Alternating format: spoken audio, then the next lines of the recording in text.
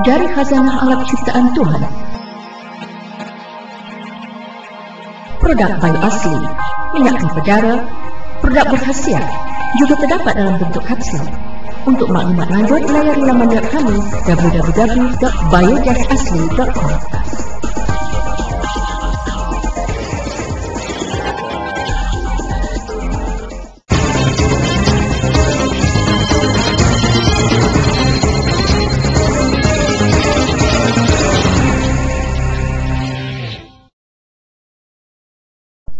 Bekas Speaker Dun Terengganu, Datuk Cik Mat Yusof bertindak melampau apabila cuba mengancam 5 pemuda PAS dengan senapan patah ketika sedang memasang bendera di hadapan rumahnya kira-kira jam 2:30 pagi semalam.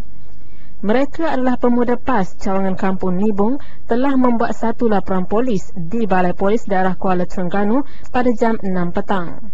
5 pemuda PAS yang menjadi rutin setiap kali menjelang pilihan raya bertugas memasang bendera di kampung Nibong Atas dan kawasan berhampiran. Berbelum ni tahun lepas pilihan raya tu ni memang saya gitu tak maaf. Tahun ni ya, pasal poster. Pasal poster ni lah.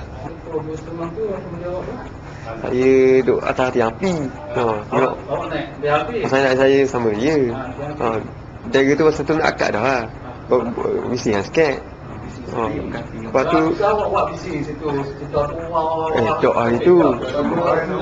Kalau buat bising gitu, tahu dah itu jadi gitu lah. Orang-orang gitu lah. Orang gitu lah. Lain lah panjat lah. Pegang getah-getah lah. Cakap biasa lah. Cakap biasa lah. Lepas tu api mulai buka. Api mulai buka, dia keluar. Dia kata jangan pasang sini, kang itu saya larang dah kang, dia kata gitu. Satu. Lepas tu buat tak tahu ke. Maksudnya jangan apa lebih-lebih kan tu. Lepas tu kan jadi macam kata jadi benda. Jadi susah malam ni kang kata. Sebelum ni marah dah pasang dia pasang kat mohon dia tu. Lepas tu ni marah ada jangan pasang depan mohon dia tu.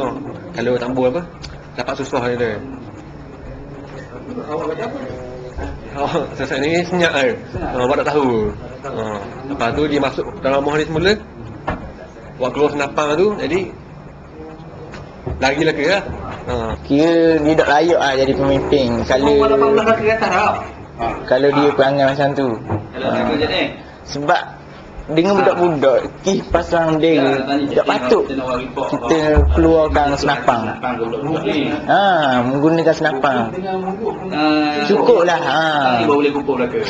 Bukan kita guna senjata. Kita tangan kosong je, tak ada apa-apa. Jadi tak patut dia jadi pemimpin rakyat kalau guna cara tu lah. Menggunakan senapang acu ke rakyat gini. Macam seorang pengandah orang tu. Setiausaha Dewan Pemuda PAS Kuala Terengganu merasa kesal dengan tindakan pemimpin UMNO yang tidak menghormati demokrasi.